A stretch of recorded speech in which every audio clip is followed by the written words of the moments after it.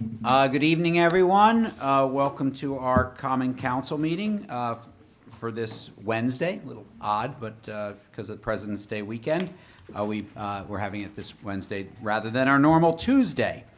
But we're here nonetheless. So at this time, Madam Clerk, would you please read the adequate notice of compliance statement? Yes. Adequate notice of this meeting has been provided by the City Clerk's office in preparation of the Council Annual Meeting Notice dated December 16, 2024, which was properly distributed and posted per statutory requirements. Please be advised that the fire exits are to my right, your left, and at the back of the room. The city has a listening system to assist the hearing impaired. If anyone needs hearing assistance, please obtain the system at the dais and return it thereafter. Thank you so much. All right, roll call, please. Mr. Boyer? Present. Ms. Hamlet? Here. Ms. Kalmanson? Here. Mr. Pulaski? Mr. Smallwood? Here. Ms. Toth? Here. Council President Turner. Present. All right, at this time, I'd like to ask Reverend Tanner to lead us in the Pledge of Allegiance. I pledge allegiance to the flag of the United States of America and to the republic for which it stands, one nation, under God, indivisible, with liberty and justice for all. Thank you, Robin. All right, at this time, Madam Clerk, will you please read the explanatory note regarding closed session and hearings and comments? A closed session meeting as authorized by state statute was announced and held prior to the start of this meeting, and the known items for discussion were listed on the published closed session agenda. Please be advised that council meetings are broadcast live on Comcast Channel 36 and 34, and Verizon Channels 30 and 33, and rebroadcast on Thursdays and Saturdays on HTTV on Comcast 36 and Verizon 33. When invited to speak, please come to the lectern, clearly state your name and address, spell your last name, and speak into the podium microphone so that your comments can be understood by all and properly recorded. Whenever an audience or council member reads from a prepared statement, please give or email a copy to the City Clerk's office at cityclerk@cityofsummit.org. To help facilitate an orderly meeting and permit all to be heard, speakers shall limit their comments to 3 minutes. Unless you are using an electronic device to follow the meeting agenda or need it for professional emergency contact purposes, please turn it off. Thank you. Great, thank you so much. All right, at this time, do I have a motion to approve the minutes of regular and closed session for February 4th, 2025? So moved. Second. All right, all in favor? Aye. Opposed? Motion carries. All right, we're on to the report section of our meeting. As always, Madam Mayor, could you take us out, please? Thank you, Council President. Good evening, everyone. It has been a busy few weeks in Summit, and I wanted to take a moment to share a few updates. I had the privilege of speaking to the Old Guard yesterday about where we are as a city and where we're headed, and I'm happy to report we had about 100 participants who asked some terrific questions. I also met with our Suburban Chamber of Commerce last Friday and gave an update on what's happening in Summit, along with the mayor of New Providence and a council member from Berkeley Heights. It was a great opportunity to strengthen our regional ties and work together on local initiatives and learn from one another. On Thursday, February 27th, the Department of Community Programs will host a Black History Month celebration at the Summit Community Center. There will be 2 separate programs for adults and children. Workshops will take place from 5:30 to 7:30. Rashad Wrights will present a workshop on slam poetry and songwriting, and Maurice Chestnut will also present a workshop on the history of African American dance. There will be light refreshments served as well, and there is no pre-registration required. As always, please make sure you're following us on social media and sign up for notifications through our website so you can stay updated, especially with winter weather notices. Quick reminder to move your car off of the streets when it snows. Remember, we have the Tier and Broad Street garages for overnight parking if needed in an impending storm so that we can clear the roads. And please, if you do use those garages, to be sure to move your cars by 8 a.m. the next day. I have an update from New Jersey Transit for commuters using the Summit train station, asking about when the stairway will be repaired. Design drawings are ready for the State Historic Preservation Office to review, and that review can take about a month or at least a month. And anticipated construction is planned to start second quarter of this year, depending on the State Historic Preservation Office review and board approval. I am often out in the community and hear about potholes and other issues that people spot. And we do rely on your eyes and ears to help us stay on top of things. So please use the SeeClick Fix app to report any concerns you come across. It is a free app, and you can download it from the App Store. Alternatively, you can use the Report a Concern button on our city website. It's a great way for us to help keep Summit running smoothly. And I know Director Schrager will be grateful for any input into SeeClick Fix. Finally, as you may have ascertained from the agenda, our police chief, Chief Zagorski, has announced his retirement. Chief Zagorski has served Summit for 36 years, the last 3 as chief. We are incredibly grateful for his service, his dedication, and his leadership. Of course, we will miss him, and we wish him well in his next chapter. But I am confident that as a result of his guidance, our police department will continue to thrive upon his retirement. As a result of Chief Zagorski's announcement, we have begun the process of identifying his successor. Thank you. That's all I have. All right, thank you very much, Madam Mayor. All right, we're on to our city administrator report. Ms. Baldwin. Thank you, Council President. Good evening, everyone. First, please be aware that Union County has issued a Code Blue alert from February 18th through February 23rd due to severe weather and below freezing temperatures. If you or someone you know needs emergency shelter, please contact 211 or visit NewJersey211.org/New Jersey Code Blue for assistance. Also, Summit is now participating in a countywide textile recycling program through HelpSee. This initiative allows residents to drop off unwanted clothing and accessories at designated bins throughout the city, helping reduce the waste and support sustainability. More details are available on the Union County website. The Summit Free Market will be open this Friday, February 28th from 12 to 2 p.m., so please stop by to recycle or find something new. And finally, we are in the process of finalizing the city's budget for introduction, and we will be sending out a budget snapshot to all residents in the coming months. And this will show you where your tax dollars are going, and it will highlight any rate changes and provide a breakdown of expenses. So look forward to that. Thank you. Great, thank you very much. All right, for my council president's report, I just have one thing. I do want to just thank Director Schrager and all his guys who do work tirelessly, particularly this time of year. Aaron sends out notices on when people are getting deployed and stuff, and this is at like 2 in the morning, or they've worked all overnight, brining or plowing or what have you, and it's a Herculean task, and they do a great job keeping our city's streets plowed and safe for us to move around. So thank you for that. And I would say, Jenny Hoff has put on a great video. If you haven't seen it, I would suggest you check out. It's on our Facebook page. Is that right? I think someone told me that. And it's a ride along in one of the plow trucks, and it's pretty cool. So you can see the people. One of our dedicated workers who's driving.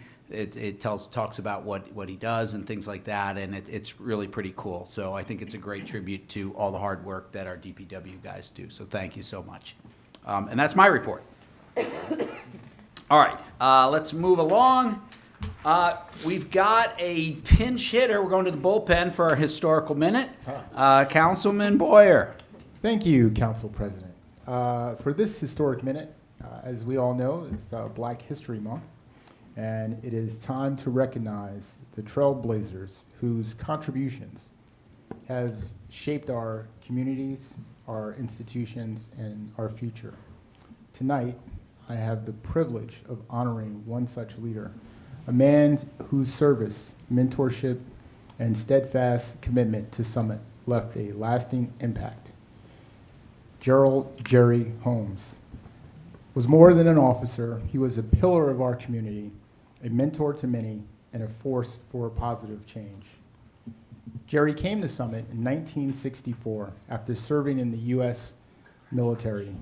He joined the Summit Police Department in 1973, where he was promoted to detective in 1980 and dedicated 25 years to protecting and serving his community before retiring in 1995. But his influence extended far beyond the badge. He paved the way for future generations by fostering trust between law enforcement and the people they serve. He understood that public safety was not just about enforcing laws. It was about building relationships, investing in young people, and leading by example. Jerry played an instrumental role in shaping youth programs that still impact Summit today. He was actively involved in the Boys and Girls Club and Police Explorers. He helped launch Summit's DARE program, even dressing up as McGruff the crime dog, to make a difference in kids' lives. Most notably, he mentored 6 young people, guiding them in the creation of Summit Neighborhood Council, which later evolved into the Summit Youth Center. In 1973, Jerry's dedication service to the community was recognized when he was named the New Providence United Way Citizen of the Year, a testament to his leadership, generosity, and heart. Jerry was not only a devoted public servant, but was a remarkable father and mentor. He lovingly raised 5 children of his own, while also extending his home wisdom and support to many others in need. His selfishness and generosity knew no bounds. He was a steady hand and a guiding light for so many. His legacy lives on in the officers he trained, the young lives he touched, and the community he strengthened. Summit was not just where he worked. It was his home, his heart, and his purpose. And I'm happy to say that Jerry was my uncle, Mandaro Stevens' father-in-law. So this acknowledgement means a lot to me. So happy Black History Month, Detective Holmes. Thank you, Council President. Thank you. That was well spoken. Awesome. All right. We've got a couple of presentations this evening. The first one is from our Capital Projects and Community Service. We're happy to have Nancy Holmes, our Affordable Housing Council here, who's going to give our 2024 Affordable Housing Annual Status Report. So thank you for being here. Absolutely. Good evening, everyone. The Affordable Housing Committee met last night and held its annual update meeting. This is held in accordance with the city's court-approved settlement agreement with Fair Share Housing Center, which requires that an annual meeting be held with notice to Fair Share Housing Center and local clergy, where the city can report on its affordable housing efforts from the past year and provide time for public comment and questions. We had a great meeting last night. I believe there were about 40 people that attended by Zoom, full of great questions from the public, and I'm actually adding some information based on those questions tonight into this report. There will be a revised report published hopefully within the next week, as long as I make sure that everything's reflected that was asked last night, and some changes that we knew we had to make before the meeting. So I'm not going to read the entire report to you because that would be tedious. This is already such exciting subject matter to begin with. So I'm going to add a few things. Under the first quarter, the Common Council adopted a resolution of need supporting the Summit Housing Authority's efforts to apply for HMFA state funding for large-scale renovations to the Summit Housing Authority buildings and units. Ultimately, they did not pursue that funding, but that did occur in the first quarter of last year. The Municipal Housing Liaison, Matt Delory, met with the Summit Civic Foundation to request that their 24 privately owned affordable units that they keep affordable to households be deed restricted so that we can use them as credits toward the Mount Laurel program. But they declined that. In February of 2024, the council created the Mount Laurel Subcommittee. This is to work on the legal components of round 3 and round 4. It meets regularly and is meeting a lot very soon, since we have a deadline of June 30th to create our new affordable housing plan. Also in February 2024, we held the 2023 annual updated meeting that was properly noticed and in conformance with the court-approved settlement agreement with Fair Share Housing Center. And then we also provided the update at the council meeting, which is also required by that agreement. If anyone in the public is looking for any prior annual update reports, they're all online at cityofsummit.org/AH. And this one will be, a revised version of this report will be published there as well.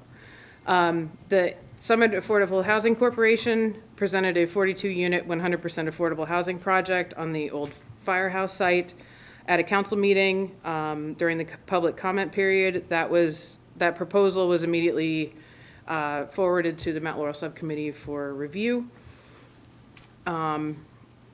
And you'll see at the bottom of the first quarter where it says that there were meetings scheduled with special needs housing groups, Overlook Hospital, and other entities for possible affordable housing projects. If there is anyone in the public or on the council who knows of a church or another entity that has property or would like to further their mission of their church to create affordable units, please let us know. We're always looking for new opportunities.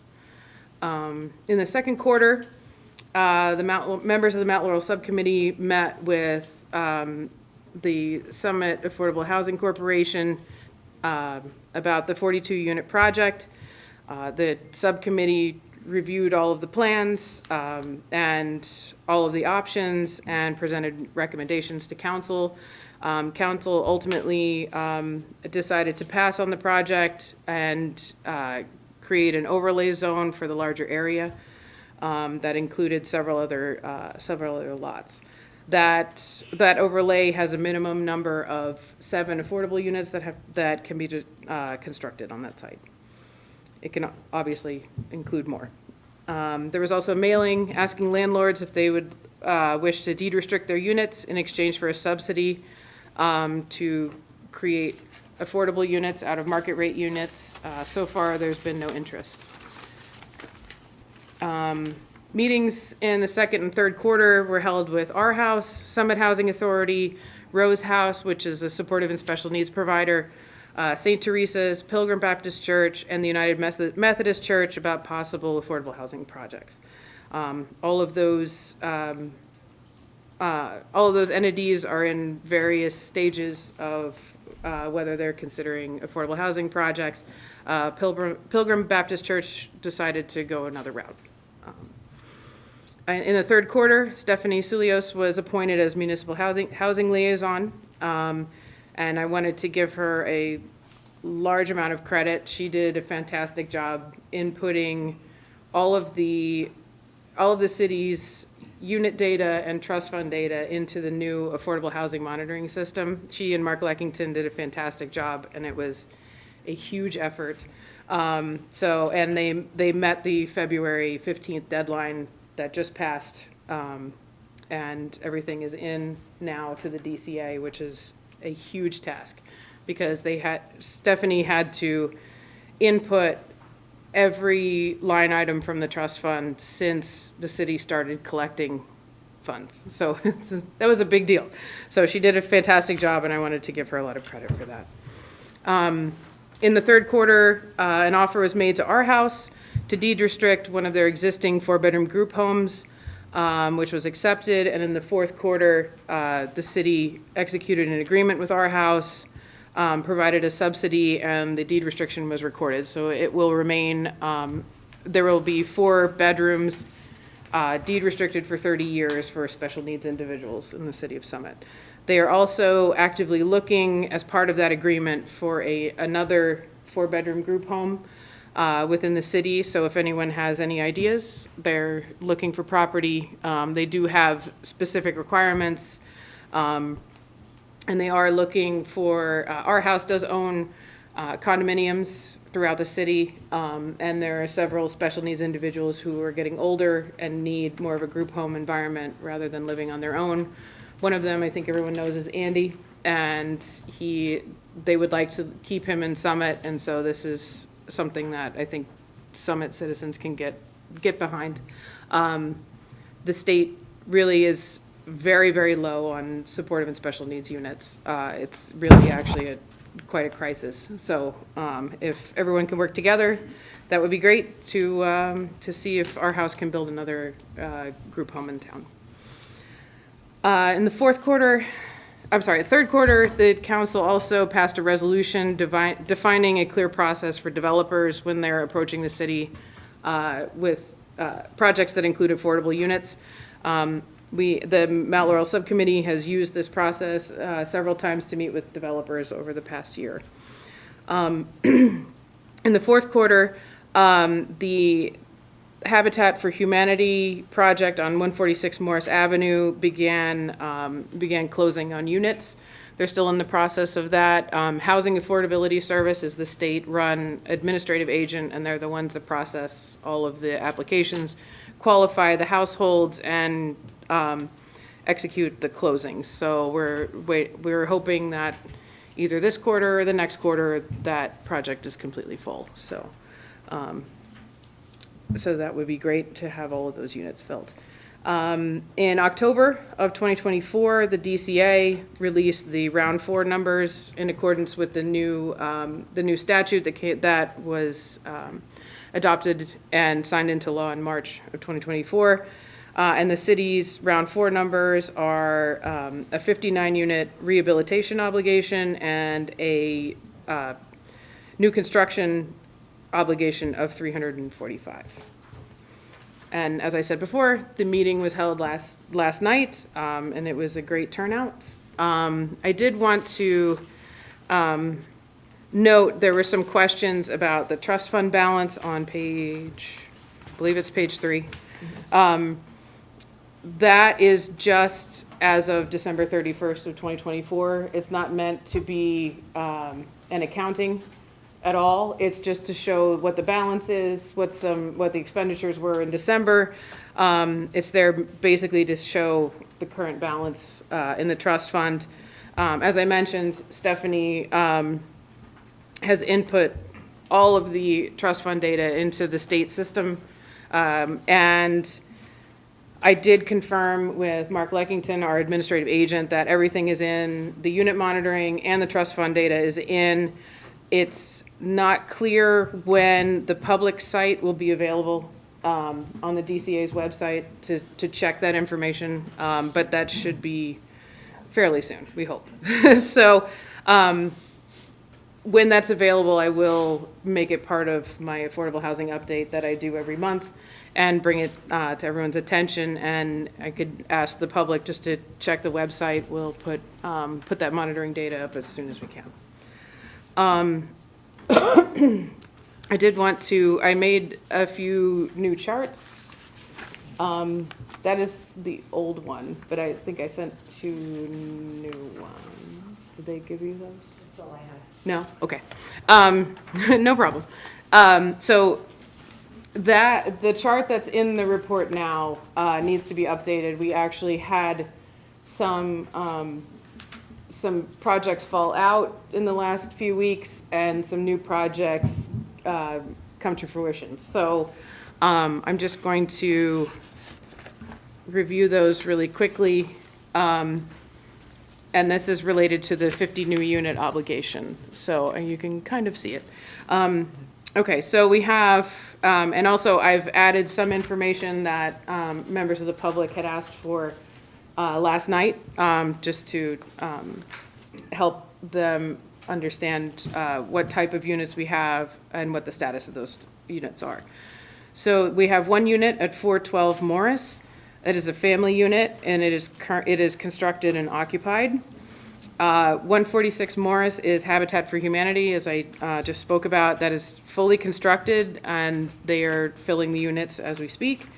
123 to 127 Summit Avenue. There are 3 units there. They are family units, and they are constructed and occupied. Ashwood Court is part of the settlement with Habitat for Humanity. That agreement states that up to 2 units could be built there. They would be in accordance with our settlement agreement if that's how those units get built. They would be family units because we have an obligation of at least 25 of those units to be family units. That is still pending. It's not clear how many units can be built on that site. 557 to 565 Morris is an approved project of 7 family units. The Morris and Broad Overlay Zone has a minimum number of affordable units of 7. Those will be family units, and my understanding is that the bidding process will begin soon, in the next couple of months. Our house, as I discussed, is a group home that is constructed and occupied. It is now deed restricted for 30 years. That's 4 credits. The credits for group homes are based on the bedroom, so it's a 4-bedroom unit, so therefore it's 4 credits. Brandywine Assisted Living Facility is constructed and occupied. They fall under a requirement by the state that at least 10% of their beds be available to Medicaid recipients. So 10% of their facility gives us 10 senior units, which are constructed and occupied. I believe it was constructed in 2021. And within the last week, we had a final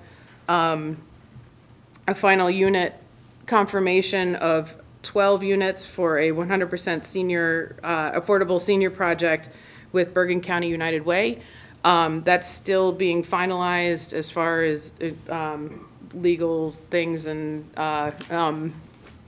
a developer's agreement and those things. So hopefully we can add more information very quickly.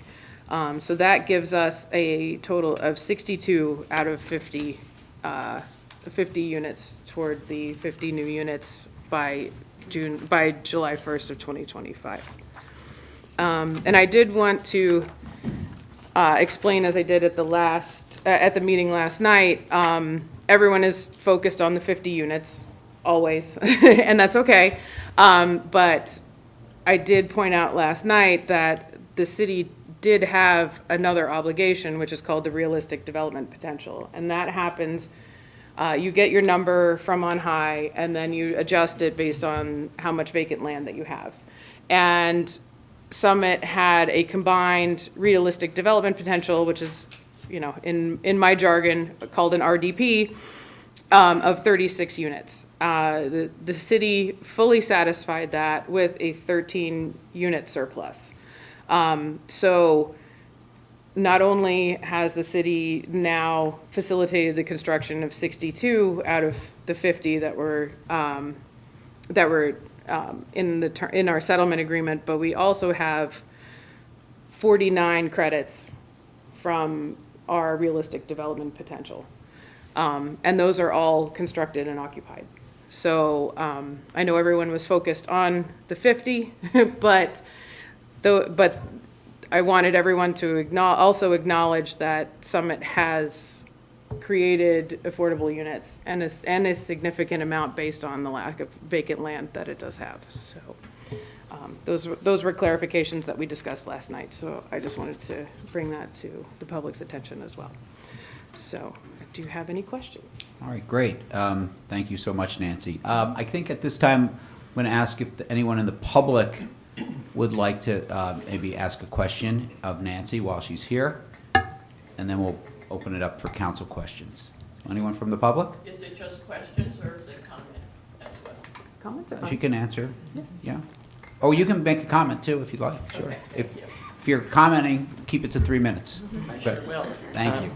Yeah, good evening, everyone. My name's Helen Boylan. I live at 137 Tulip Street, and I'm a member of At Home in Summit.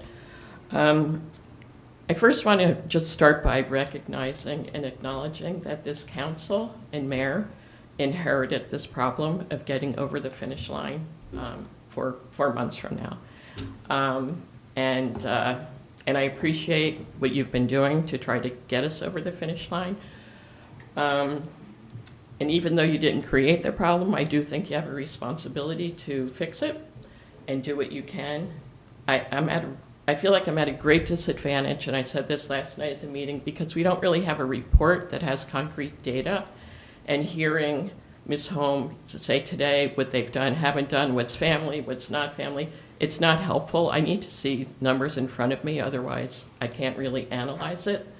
I've looked at the data that is available, and I have two concerns about where we are right. Well, I have three concerns actually, but one is 50% of the units under round 3 are supposed to be family units, so that's 25 family units, and I have counted 14 for sure, and possibly 4 more at 557, 565 Morris Avenue, which is short of the 25.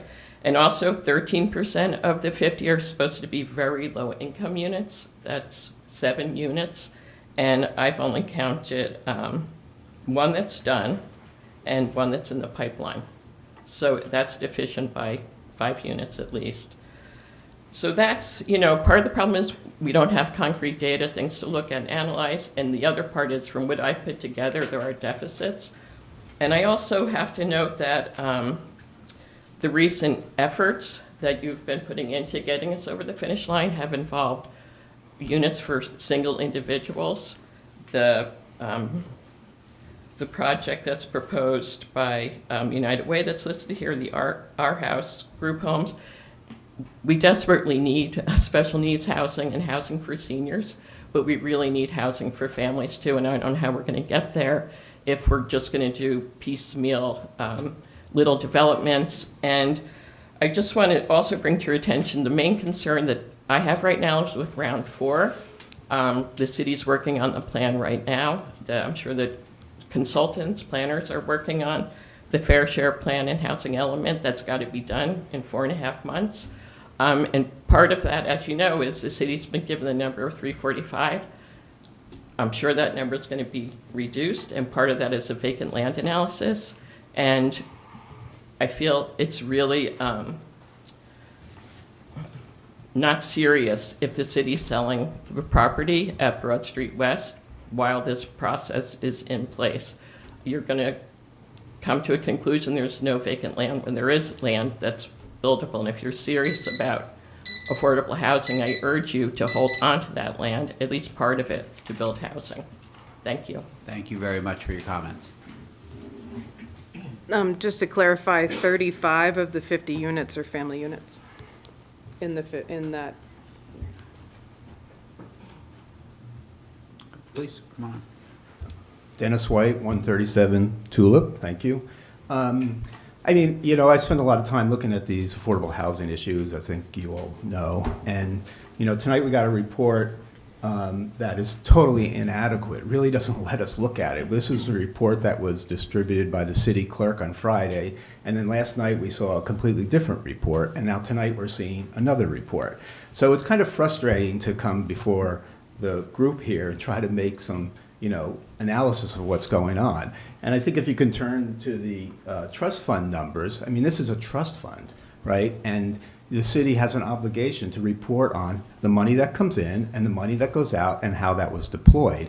And yet we just get this very inadequate balance for the year. And the city had a year to do this. So, if you could turn to that page with the trust fund balance, that's not an accounting of a trust fund for an annual report. So, I would just urge the council to try to do a better job in preparing this information. Again, we don't know the composition of the units that are coming up. We're the best we can do is look at them and think, how much are affordable, how much are low income, how much are family, but the information is not being provided. So I think, this council has talked about transparency, and we're not getting that. And I just would urge you to provide the information. And just one last comment, and I think you heard, is that as we go into round 4, the firehouse site is the one remaining site where the city can really make a real impact on affordable housing. And yet, I think the mayor last night and Ms. Holm just said they're kind of running to get rid of that property, want to get rid of it before the June 30th deadline. And I think if this group was really committed, they would hold that and put it into the round 4 discussion to develop affordable housing in town. Thank you. Thank you. Other comments? Comments? All right. Okay, we'll move on then to comments from council. Any comments from council or questions for Nancy? Councilwoman Hamlet. I would just say thank you all for your comments. I think this is a meaningful day for us because we have spent a lot of time and energy in just trying to facilitate getting to 50. And obviously, we've made progress towards that, but I don't think it ends there. I think, to everybody's point, we have to continue to work together in this progress, and it's really important for all of us to get family units as well. We have another call, I think, tomorrow with Our House. I'm your planning board liaison, so I know Steve Spur is very much aligned with our vision, especially of providing public input in the Fair Share Housing Element Plan and making sure that the desires of the community, such as family units, is heard, and you're a part of that. So thank you for coming, and thank you for caring. Appreciate it. And we'll get you those trust fund numbers, I promise. And I think Mark Leckington, I think he actually did them, Rosie. We'll have to check. It's all finished. Yeah, it's all finished. We'll get it done this week. Like I said, it's a new system, and I asked him today to figure out how to print out for 2024 the trust fund data. He's trying to work on it. It's a brand-new system that DCA had about a couple months to figure out. They're still working out the bugs. There's a lot of actually municipalities that still can't even log into the system. So it's been quite a process, but hopefully soon, based on what Mark said, that hopefully in the next month or so that there'll be a public interface that on the DCA's website, so that information is readily available to everyone. Thank you. Other comments from council members? Yes, Councilman Smallwood, please. Thank you, Council President. Obviously, this is an extremely complicated issue, and for a lot of people to really digest everything that is required, what is talked about in our agreement with Fair Share Housing, including myself, right? So it's extremely difficult to completely understand. So for round 3, how many affordable units did we provide? Okay, so for round 3, we had the realistic development potential, which is when you take all the vacant land in the city and decide what is suitable for inclusionary development at a presumptive density, and then you come up with this number. So you presume a 20% set aside. So I will try very hard not to put everyone to sleep. So you take all of the land, and let's say there is 10 acres, and your minimum density is 10 units an acre, right? So then you calculate it's that many units, and then you take 20% of that, and that's how you get your RDP. So our number is 36. We had 40 actual units, 4 of which were group home, 8 of which were seniors, and the remainder are all family units. And then there's a rental bonus that you're allowed on any to incentivize the construction of family rental units, which we satisfied, which you have a maximum number of 9. So we had a total of 49 credits toward our 36. So we had a 13-unit surplus. So that gets applied to the overall number. Once your number is adjusted down, there's this thing called the unmet need. And the unmet need is your number minus your RDP.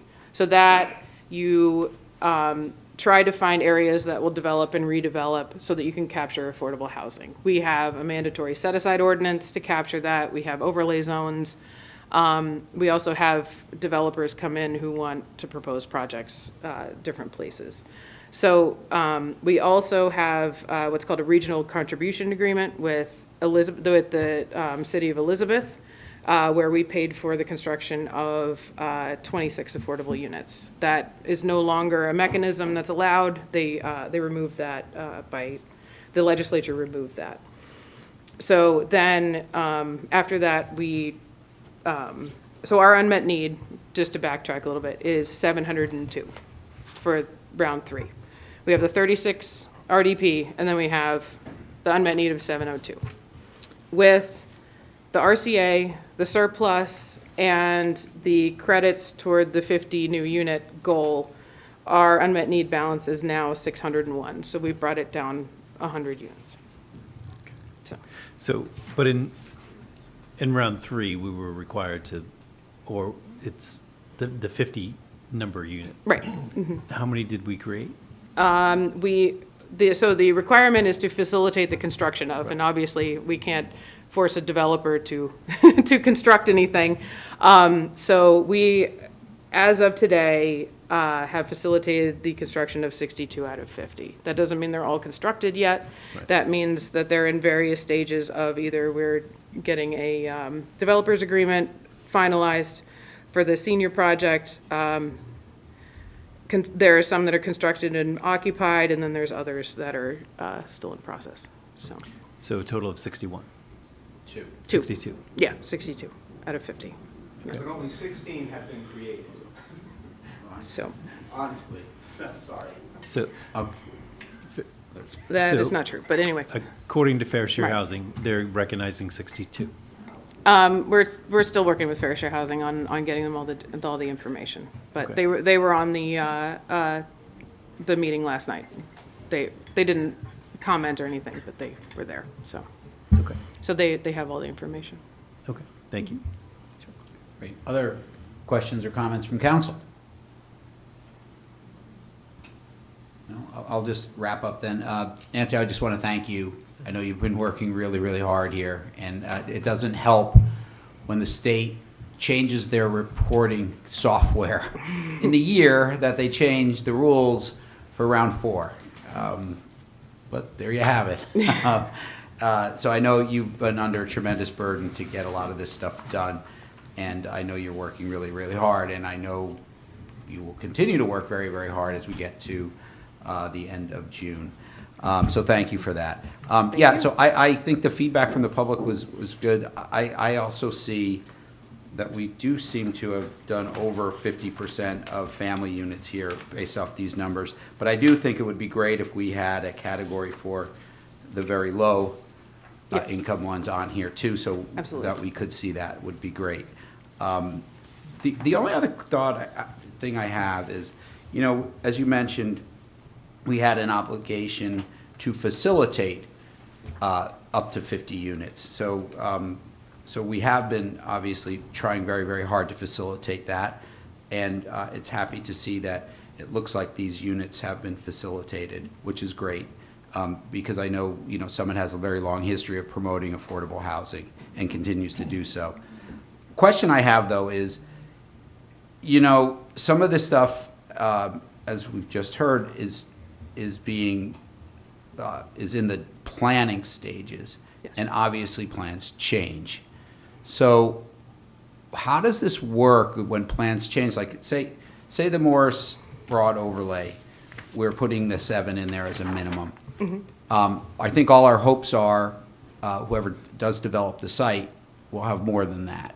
Does that mean that if, say, that number eventually comes out to 14 units, for instance, which I think would have been the number if the original bid or the original redevelopment plan, if it was a 70 or 80 unit apartment building that was originally thought to be on that space, would have provided, say we get something like that. Where does those extra units go? Do those go to round 4, or do they get still stuck in round 3 because does it follow the property, or does it follow how many units get created? So the new statute requires that municipalities go back and look at their round 3 plan. And if, like you said, plans change, I have several municipalities where developers have walked away from projects. And so you have to go back and fill a gap in your plan first. And then you take your credits that you have and you apply them either to your round 4 plan or to holes in your round 3 plan. So it's a long, convoluted explanation, but the Mount Laurel Subcommittee is going to look at every single credit, beat down the bushes to find some things that may have been overlooked, and take all of our credits and make sure that they get first applied to round 3 and then applied to round 4 once we do the vacant land analysis. Okay, great. All right, thank you. That's all I have. All right, with that, Nancy, thank you very, very much. Appreciate it. Thank you. Thanks, everyone. All right, we've got a double header in presentations tonight, which is great. So our second presentation is from Community Programs and Parking Services. David Guida, our Assistant Director, is going to give a presentation on the Tatlock Playground. Thank you, Council President. Very excited to be presenting these hot off the press designs tonight. So this is what you're seeing right there is what is hopefully coming to Tatlock Playground by, and I keep saying this, if we put this good energy out in the air, it will happen by the end of this year. Did you turn? Nope, I didn't. I always have an issue with this. I should know this by now. Thanks, Nancy. Okay, so just a little bit of background on how this design was created. So we've been talking about playgrounds for a while now. In June 2022, Suburban Consulting delivered a full playground assessment to us with a $1.3 million estimate for the Tatlock Playground. In looking at all of our playgrounds in town, knowing very well that pretty much all of them need a decent amount of work, we kind of took the analysis and said, hey, each playground needs to have a unique feature that makes it special, gives everybody a destination to go to in Summit. So our Tatlock Playground, we decided on the theme of nature, so everything natural over there at Tatlock. In the spring of '24, along with Mayor Fagan, working with the ideas classes at all of the elementary schools, we solicited feedback from all of these students in those classes, and they gave us some really amazing ideas. In the fall of this past year, we sent out a survey including many of the top elements that the students were requesting in a survey, and the survey was sent out also by the Washington School PTO to solicit further feedback on what parents would like to see for their children within all of the playgrounds.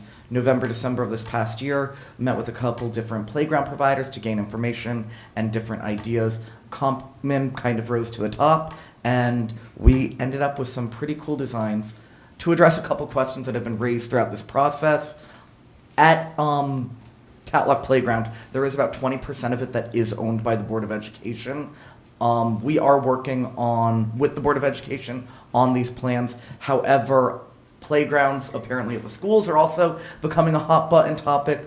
Right now, the Board of Ed's plan is to renovate Jefferson School this year. They then plan on moving on to, hopefully, pending grant funding, redoing the playground at the Brayton Blacktop in fiscal year 26.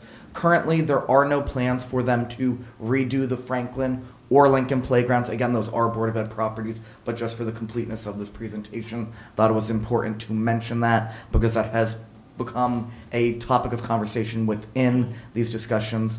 Purchasing, because I have a feeling that this question would come up, all of the playground equipment is itself on state contract, so we'll be able to buy it through the state contract. And Compmin also works with an installer who is on the Bergen County Co-op, so we can also have the installation and equipment removal all done through the co-op, which makes everything easy. Don't have to go out to bid because they are on these contracts. So kind of just putting up some more images. The playground will have the same existing footprint, same entrances that currently exists. We'll have the area for the 5 to 12-year-olds, the area for the 2 to 5-year-olds, and the real highlights of the playground are the owl's nest, the owl, the tree structures, and there's 2 tree structures there, and also a nature exploration area for the younger children. So just kind of ooh and awe. Everybody can look at it. Ooh, that looks so great. All of these renderings will be available online as of tomorrow, pending a affirmative action that we're good to go with this design, tentatively to begin some fundraising campaigns. So that's the exploration area for the little ones, the tree structure, lots of great elements within the playground. And you can see that even with the swings and everything, we're going for that very natural wood look, which is really cool, I think. Bird's eye view of what the playground will look like. I'm biased, I think it looks great. So now the real fun part to talk about is there is an option A and an option B. Option A comes in at 1.3 million. Option B is just over $1 million. The two options basically work off of each other. Option B obviously takes some things out, just kind of included at the bottom of what would be removed and what would be replaced within the playground. So the thought process, basically why I'm here tonight, is to ask council to say, I know it's not a formal action, but to kind of say, hey, yeah, have at it with the fundraising. So currently, we do have $852,000 in funding, pending $500,000 in this upcoming budget cycle. That has not been approved yet, but I know that that has been part of the discussion process. So assuming that that's approved, we have the $852,000. Clear distinction there because it hasn't been approved yet, so I apologize for jumping the gun saying that. But assuming we get that, we would have a fundraising goal of $191,000 for Playground A. To get the full shebang, we would have a fundraising goal of $463,000. Compman has also said that they have other ways that they can reduce the price, especially as we see how the fundraising campaign goes. So we can obviously cross those bridges when we get there. Playground timeline, March through July. And again, the Maybe Playground project, I think we can all agree, has really taken a life of its own, has moved at a snail's pace. So when we put this on paper and really see how this is going to go, we see that fundraising, it's not going to be a long drawn-out fundraising campaign. We're going to do some real distinct events where we try to raise some funds for it, a distinct fundraising campaign with Bricks, and also working with local nonprofits. The Elks have expressed a great deal of interest in working with us. They said typically they can get about $100,000 in fundraising from an event. So that's kind of what has been thrown out there. In May, we would look to probably go out based on how the fundraising is going and at least commit to the owl and the tree play structure, because these items do need a 7-month lead time. So once the budget is hopefully adopted, we'll be able to go out, sign a contract basically to say, begin constructing these play structures for us. September is when we would need to have all the fundraising done by, so that's why, say in July, give us a little wiggle room. By September, we would have the full contract, and then by November, December, we could see some construction on the site. So that's it on Tatlock. Just, I have a feeling that these questions would come up, so just real quickly to breeze through it. Maybe Playground, we're getting there, hopefully by the summer. Right now, we just have an outstanding soil permit. Once we get that, we're going to send everything down to the DEP. The PAR has already been sent for approval, but then the bid specs go down. After we get that done, hopefully in March, April, we'll be getting the bids out and then awarded in April to begin construction as soon as possible following that. And because playgrounds are the hot button topic and it gets a little convoluted because we have 3 projects going on at the same time, essentially, we've now started applying for grants for the Memorial Playground. So I'll go back to the pretty looking picture because that's where we make friends, when people see the nice stuff. So that's it. So basically, what I'm here to ask for is just to say, hey, these designs look great. Good luck fundraising. Thank you, David. Are there any questions or comments from the public on our playground plan? None? Okay, let's move on to council. Any council comments or questions? Madam Mayor. Usually don't do this, but, so a couple questions. One is, I know that part of the reason we're having this conversation is because we got to a point with our 20 and 25-year-old playgrounds where we couldn't replace things and we couldn't repair things. So I guess one of my questions is, what's a warranty situation for any of this stuff? And then sort of with that, you mentioned wood, which outdoors in New Jersey feels like a sort of scary concept for something that's going to live outdoors. So it's not all wood. It looks like wood. It's this recycled plastic material. So it's not the aluminum that you look at on most playgrounds. And what was the first part of the question? Just a warranty. Oh, the warranty. There's actually a full warranty page in a presentation that I can circulate to everybody. On the main play structures, it's like there is a lifetime warranty that exists, and then Whose there's lifetime? exactly. But then there's a bunch of tiers. There's certain things that are 5 years, 10 years, 15 years, and I think there's a 25-year one as well. So I can circulate that around to everybody. Thank you. Of course. Other comments? Council Councilman President. Boyer. Just one question. So I'd like to remain optimistic, but if we appropriate $500,000 and we don't come up with the fundraising money, what happens then? We'll just have to scale the project back a little bit, but a playground will be installed by the end of this year. Whoa. The owl have to go? Okay. That's the goal. Okay. All right. All right. Other comments or questions from council? Council President. Yes, Councilman Smallwood. I'll be really quick. David, great job, and I would like to give David credit for recognizing the fact that Tatlock mascot is the owl, and a lot of these renderings, or I guess the final rendering, came from the students of Tatlock. I love the idea of Washington School, elementary school. So I love the idea of, reaching out to the kids who actually use this, and hopefully, at least the second, third, fourth graders will be able to use this next spring, and fifth Absolutely. graders. Yes. So, thank you. Other comments or? Council President, I just have to point out that I am ashamed. As a Washington owl, I did not pick up on that. So It's funny, for about a week I was walking around in the office saying, this owl's so cool, and everybody was just looking at me, what is he on about with this owl? And I finally had to say, it's the Washington Owls. It's pretty cool. So I just have one question. What do you do on the owl? I mean, do you climb it? Do you, what is it? There's actually, you can climb it, and then there's a rock wall. There's different platforms that you can climb up and down on it. So there's so the rock walls on the two sides, like those back wings or what Yep. have you? Wow, And then very I'm cool. pretty sure that there's actually even a small slide on the back of it as well.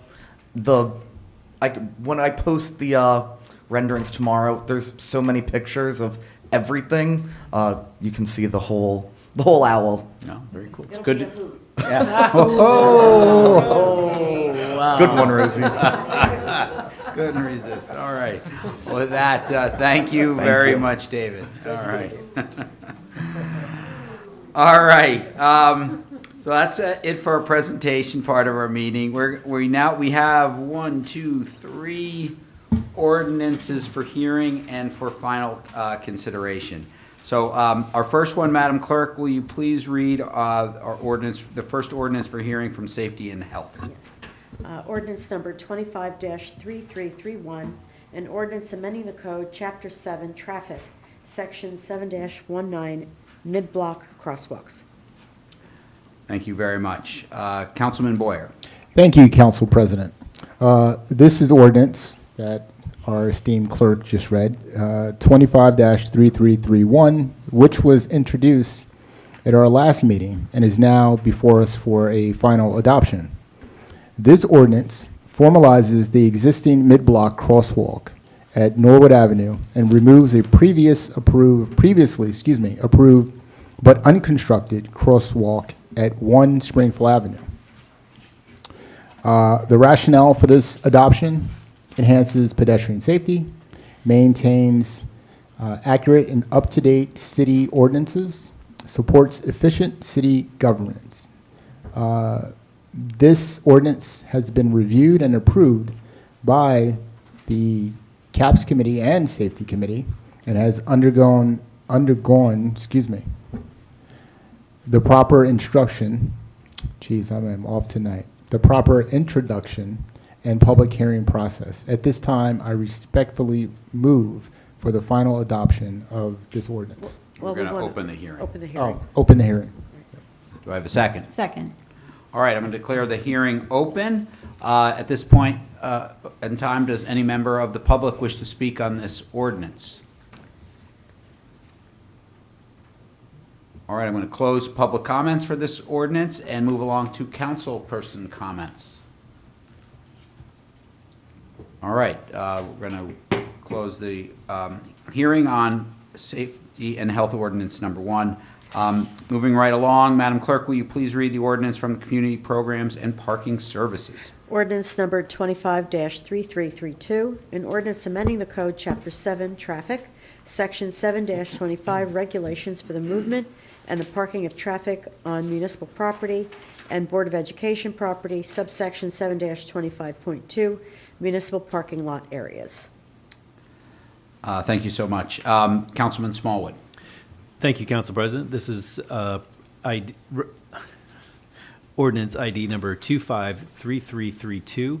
This is to amend the current ordinance to allow the resident commuters to be able to park in the tier garage. Currently, there are on average over 50 available spaces each day in the tier garage. It would give us approximately a net increase in resident commuter parking between the Broad Street East parking lot and the tier garage. I move to open this ordinance for hearing.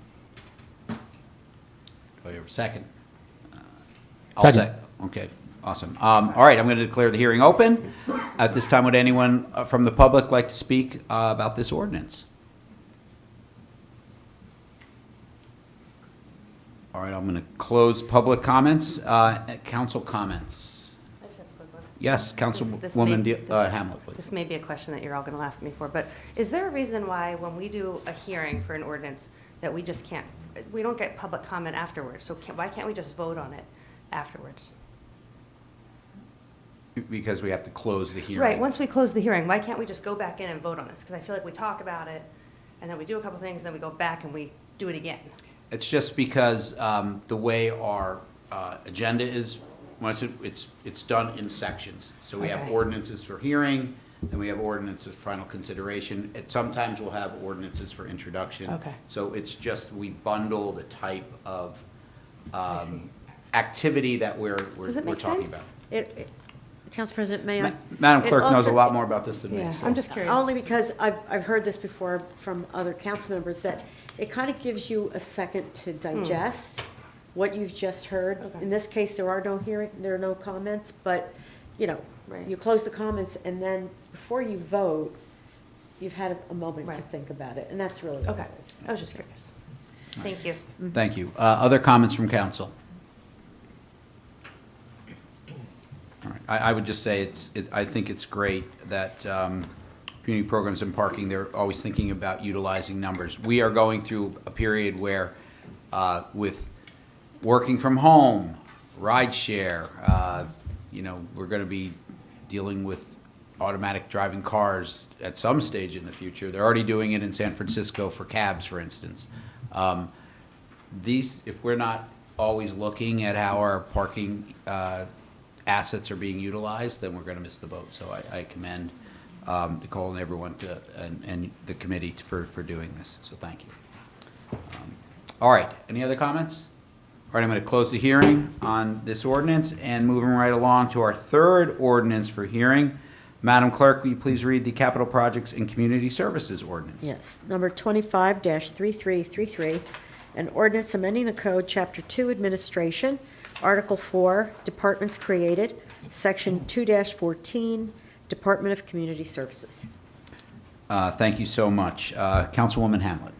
Thank you, Council President. This is ordinance 25-3333. This ordinance amends Section 2-14 of the City Code to memorialize changes in the organizational structure of the Department of Community Services. Specifically, this ordinance provides that the department shall be divided into 3 divisions. The Division of Engineering and Public Works, the Construction Division, and the Land Use Division.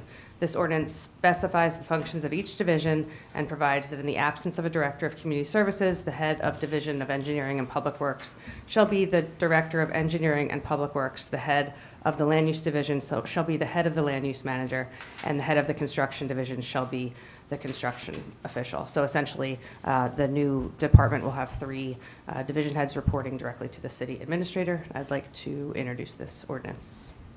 Open the for hearing. Sorry, Open the open the hearing. Do I have a second? Second. All right, I'm going to declare this hearing open. At this time, any comments from the public on this ordinance? No? Okay. Close that section of the hearing, and we'll go to council comments or questions on this. No? Very good. Seeing none. All right, I'm going to close the hearing, and that has us finishing up our hearings portion of our meeting.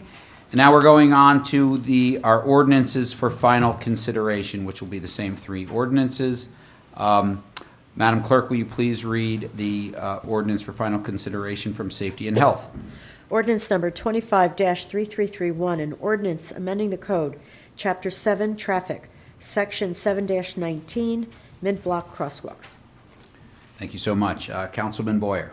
Thank you, Council President. Having just closed the hearing, I respectfully move for the final adoption of ordinance 25-3331. Second. Thank you. All right, roll call, please. Mr. Boyer? Aye. Ms. Hamlet? Aye. Ms. Kalmanson? Aye. Mr. Smallwood? Aye. Ms. Toth? Aye. President McTiernan? Aye. Motion carries. All right. Madam Clerk, will you please read the ordinance for final consideration from Community Programs and Parking Services? Number 25-3332, an ordinance amending the code, Chapter 7, Traffic, Section 7-25, regulations for the movement and the parking of traffic on municipal property and Board of Education property, subsection 7-25.2, municipal parking lot areas. Thank you so much. Councilman Smallwood. Thank you, Council President. Having just closed this hearing on ordinance number ID 25332, I move to open the ordinance for final consideration. Second. Thank you. All right, roll call, please. Mr. Boyer? Aye. Ms. Hamlet? Aye. Ms. Kalmanson? Aye. Mr. Smallwood? Aye. Mr. Toth? Ms. Toth? Aye. President McTiernan? Aye. Motion carries. All right, our last one. Madam Clerk, will you please read the ordinance for final consideration from Capital Projects and Community Services? Ordinance number 25-3333, an ordinance amending the code, Chapter 2, Administration, Article 4, Departments created, Section 2-14, Department of Community Services. Thank you so much. Councilwoman Hamlet. Thank you, Council President. As we just closed the hearing for ordinance 25-333, I would like to open this ordinance for final consideration. So moved. Is that a second? Second. All right. Roll call, please. Mr. Boyer? Aye. Ms. Hamlet? Aye. Ms. Kalmanson? Aye. Mr. Smallwood? Aye. Ms. Toth? Aye. President McTiernan? Aye. Motion carries. All right, thank you, everyone. As we move right along to our resolution section of our meeting this evening. First up is, there's a couple from Finance. Councilwoman Toth, Finance number 1, please. Okay, thank you, Council President. This is ID number 11789, authorizing emergency temporary appropriations to the municipal operating budget. The explanation for this resolution and the immediately following one are essentially the same. Until we pass the 2025 budget, the city is operating under the temporary municipal operating budget the council passed on January 7th. And that budget allows the city to spend 26.25% of the 2024 budget, line item by line item.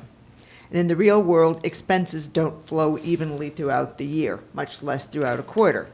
So Summit spends more at the beginning of the year on some of the budget items.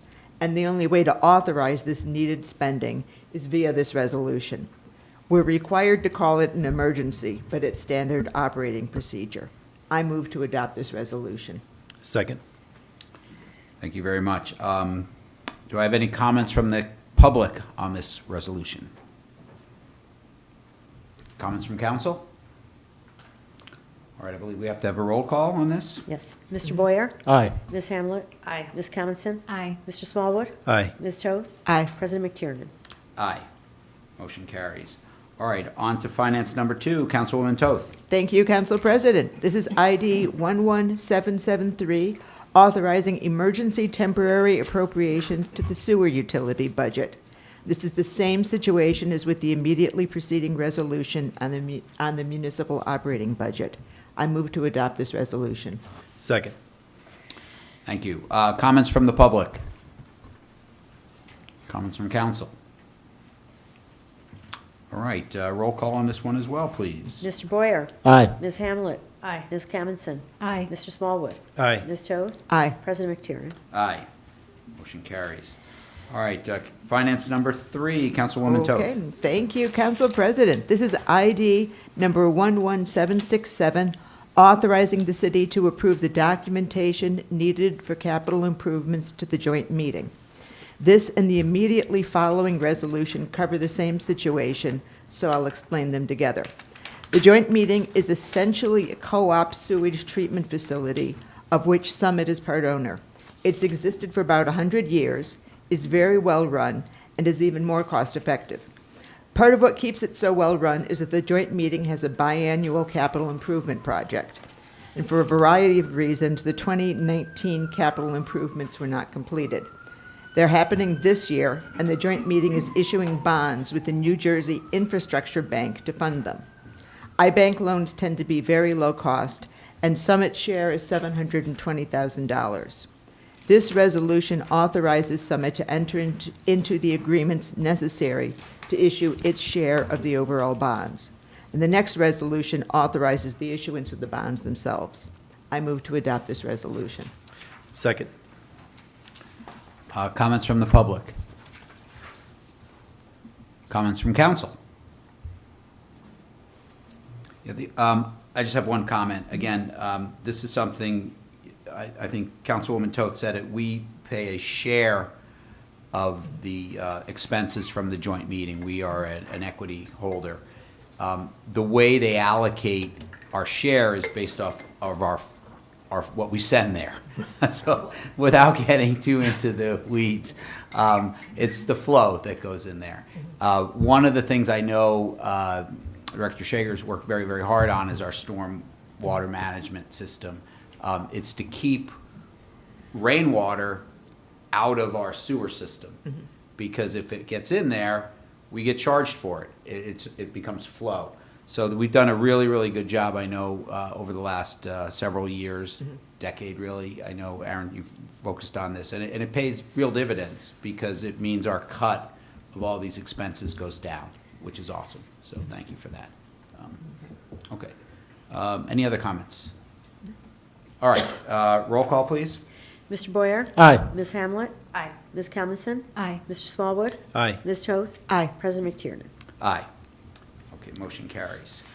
Let's go to finance number 4, Councilwoman Toth. Okay, thank you, Council President. This is ID number 11765, authorizing the city to issue up to $720,000 worth of bonds to fund the joint meeting capital improvements, as explained above.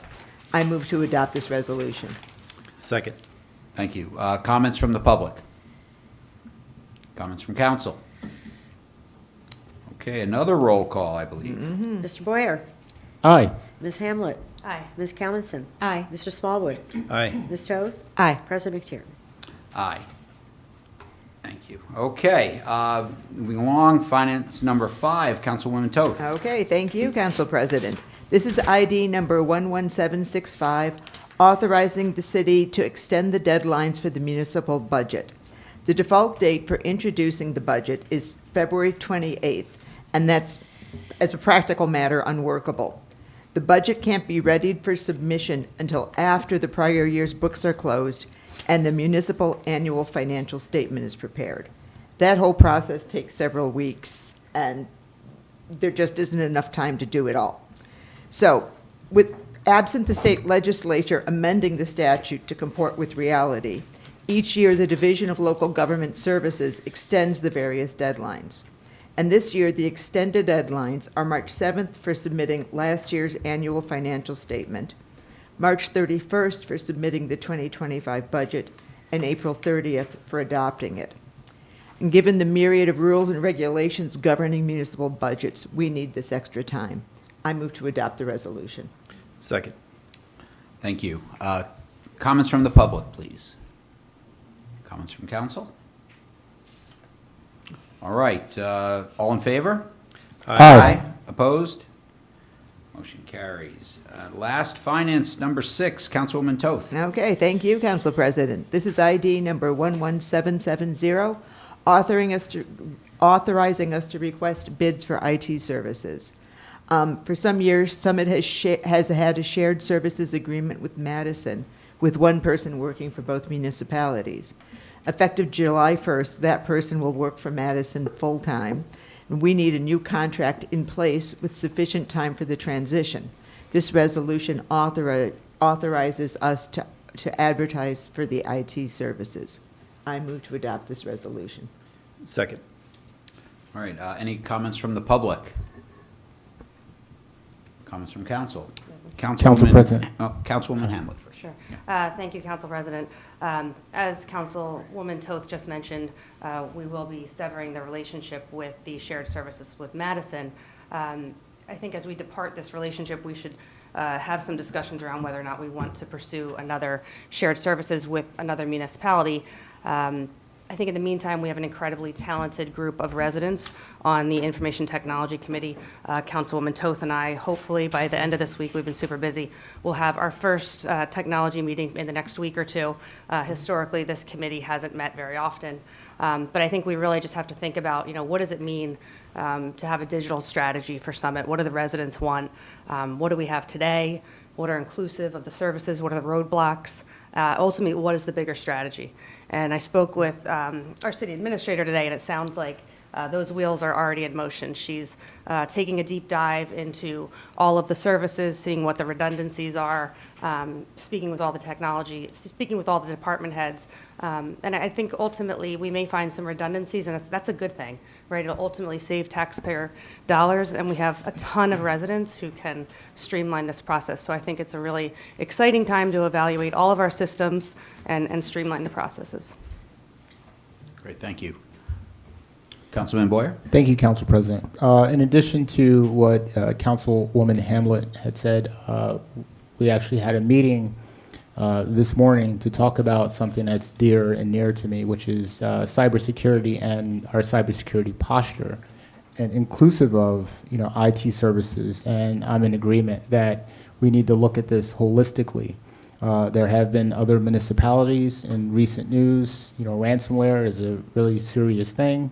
And we need to look at whether shared services is something that Summit wants to do, or if Summit needs some in-house security posture, especially these days, that can also provide IT services for e-discovery and different things. So I think I just want to thank our business administrator and our mayor for taking these matters very seriously. Sometimes, especially in the corporate world, cybersecurity is kind of the last thing that gets funded until something happens. So I'm very happy that we are doing this right now. And I think at the end of the day, we'll leave Summit in a very secure situation. So thank you. Thank you. Other comments? All right, all in favor? Aye. Opposed? Motion carries. All right, we're moving along to safety and health. Resolution number 1, Councilman Boyer. Thank you, Council President. This is Resolution ID 11782. This authorizes the purchase and installment of a new surveillance camera system at City Hall. This resolution is brought forward to replace the existing surveillance system, which is nearing the end of its operational life and is no longer under warranty. The new system will not only improve security at City Hall, but also provide the technological foundation to expand the city's surveillance network into key areas, including parking garages, the central business district, and additional municipal locations as needed. This project is fully funded through the previous capital accounts. And with this, I move this resolution for adoption. Second. Thank you. Comments from the public? Welcome. I don't know how I did this for 6 years. It's, don't start my clock yet. It's amazing commitment, what all of you are doing. It's, before I left tonight, I was just calculating with my wife, a 3-year term on council is about 200 minimum mandatory meetings that you need to go to. 6 years is 400, so do the math. And there's about a couple hundred more after that. So I do thank you for all this. And I've only been back here, I think, twice, this being my second time. So now you can start my clock. Name and address, don't forget. Yeah, I will. My name is Pat Hurley. My address is 192 Ashland Road, Summit, New Jersey.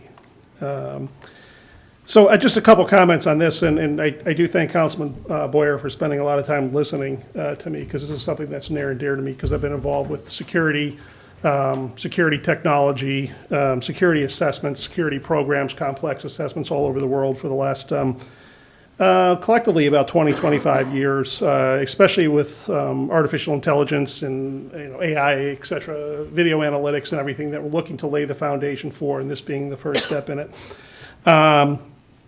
I think this resolution, with the resolution, I really do applaud the vision and the city's efforts to update the existing security infrastructure here and establish the, the foundation as implied in the documents and what Councilman Boyer just said for the integrated video system powered by advanced AI in the downtown. But that's a significant undertaking, and I think that must be carefully planned and designed. The specific resolution that you're voting on tonight, I only see an invoice asking for council to approve about $110,000 on security cameras, nothing more. The proposal from the vendor, and although it's fairly typical from the industry, is sloppy. It's kind of fraught with project and technology risk, I think, for the city. For example, I see a reference to a firewall, but I don't see any references to existing or required new switching to power the cameras or the necessary bandwidth for the data. Second, I see the common industry disclaimer on cabling, which forces the city to assume the project risk and additional expense of running new cables should the existing ones be incompatible. This analysis should have been completed before the job was quoted, not added as a disclaimer to the invoice.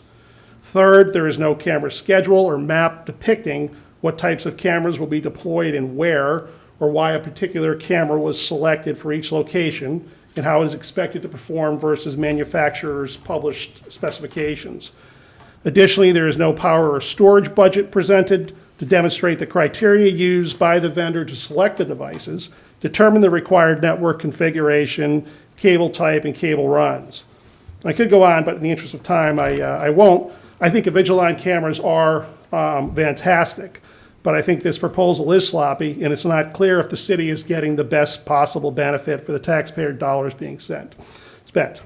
Additionally, this proposal does not demonstrate how the project is laying the foundation for the proposed future expansions, but it does highlight a more important issue.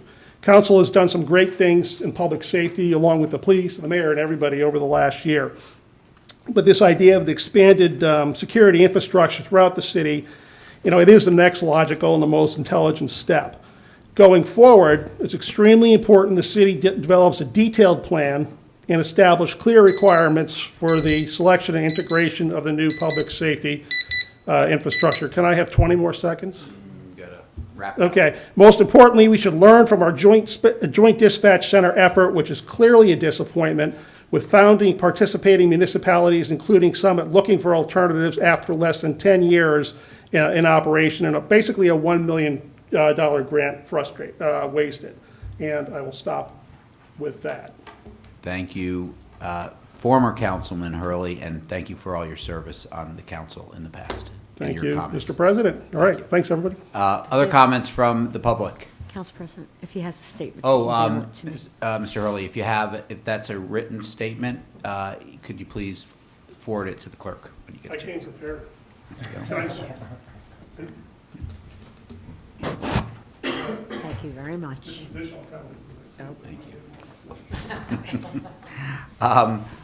Other comments from the public? All right, comments from council. Councilwoman Hamlet. Thank you, Council President. I have to say, I called Councilman Boyer today, and my comments were, it's a $100,000 or so contract. Why is the labor so high? Why is the labor not detailed out? And the other couple of questions, and this all goes back into IT, right?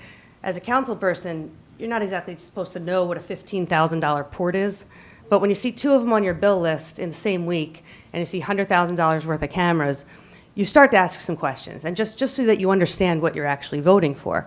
And my question today was, you know, is it okay to do a purchase order for this? And of course, it was okay because it was a state contract.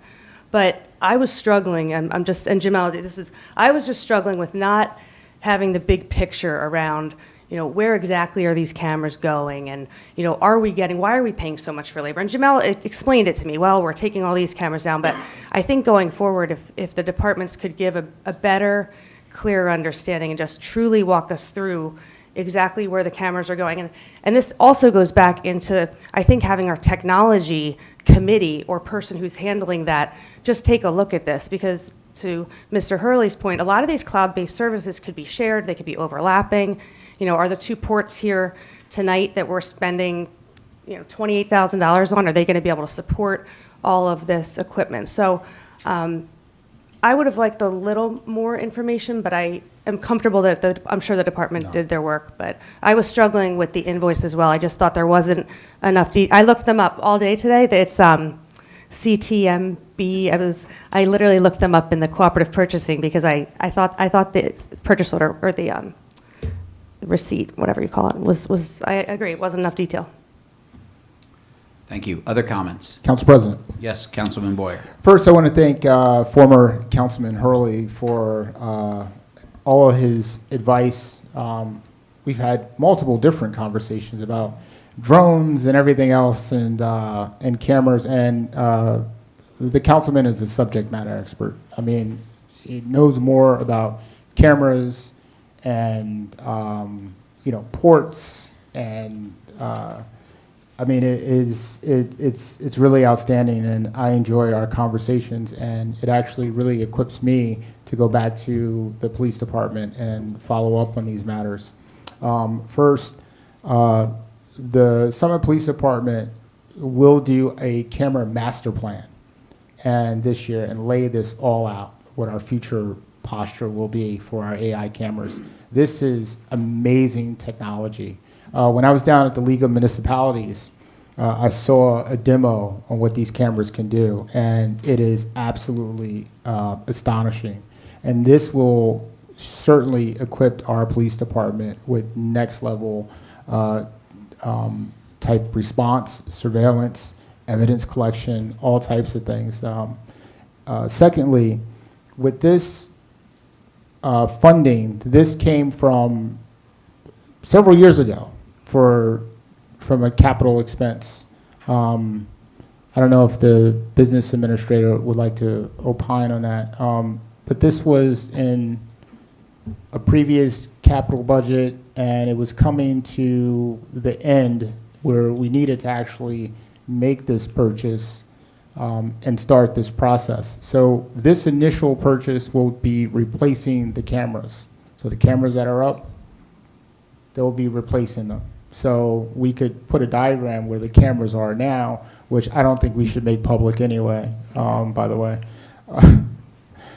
Also, the technology that's involved, we could lay that out, right? I think you would probably need several manuals to read even to understand the schematics of it if we want to get into the granular detail. This company that the City of Summit used is one of the same companies that was involved in our LPRs. We know them, we trust them. They actually came to City Hall, they looked at all of our infrastructure, they looked at the cables and everything, so I feel comfortable with that. But I think what's really important though, and the former councilman pointed this out, is that we do need we do need a plan. We can't just put up cameras, say, hey, in the parking garage or the park line, and we just put them up. No, we actually have to do what makes sense. We have to plan this out strategically, because these cameras can be used in a very strategic way, but they have to be in the right places. So this year, the police department will be taking their time. Like how we do a master plan for the city, we're going to be doing a master plan for our cameras. And I personally will be seeking some advice from some of our subject matter experts. I won't name who they are, but I'm sure that we'll be in conversation so that this city is left with the best strategic AI posture that can be incorporated. And just one last thing. We have a new firehouse, right? Just think about a future where all of this technology leads into one hub, where our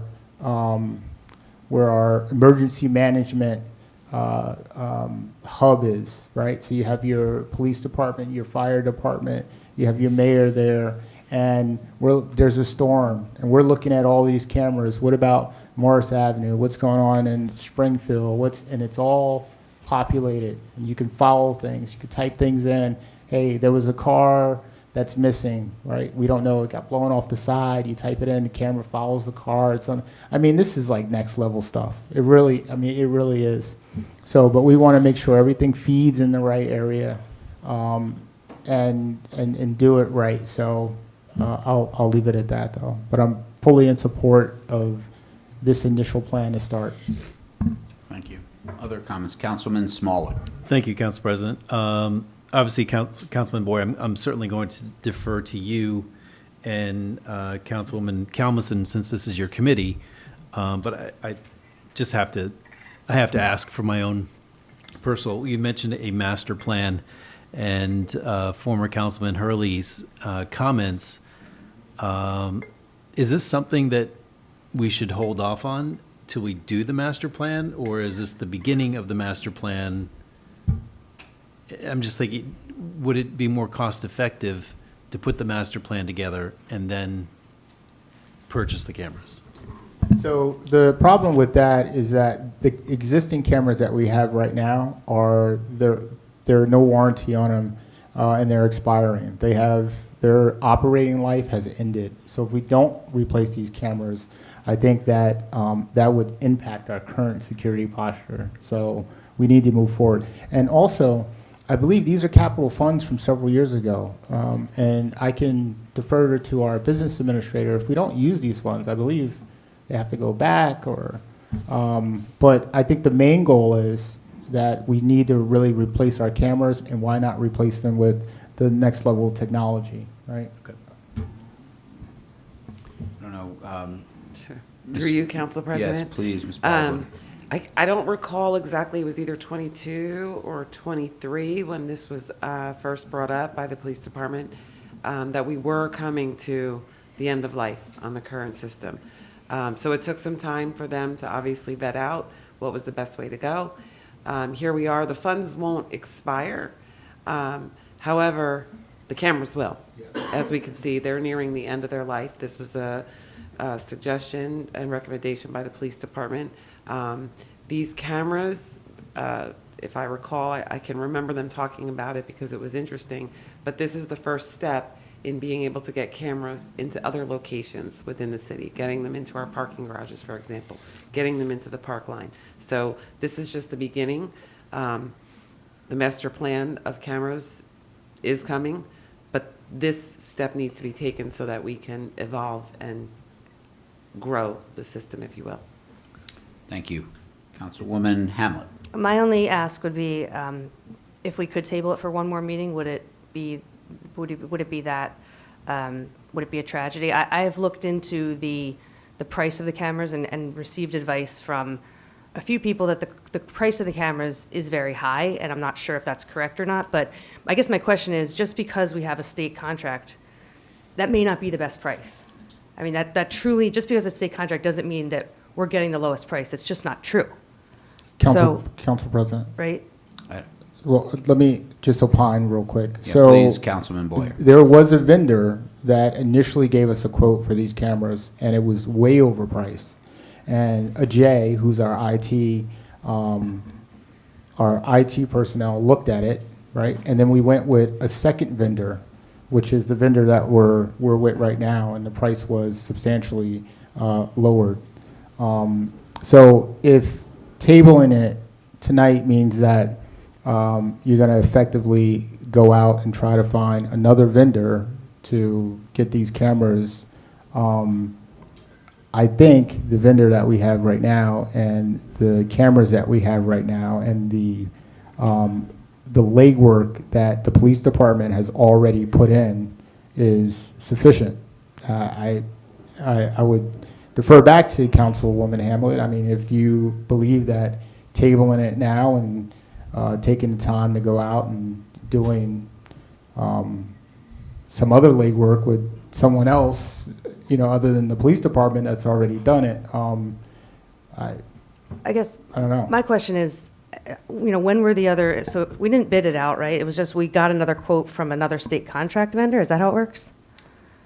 I'm just not privy to that information, so I don't know. Through you, Council President, I don't know where the first quote came in, but we were able to find and direct it to this state contract.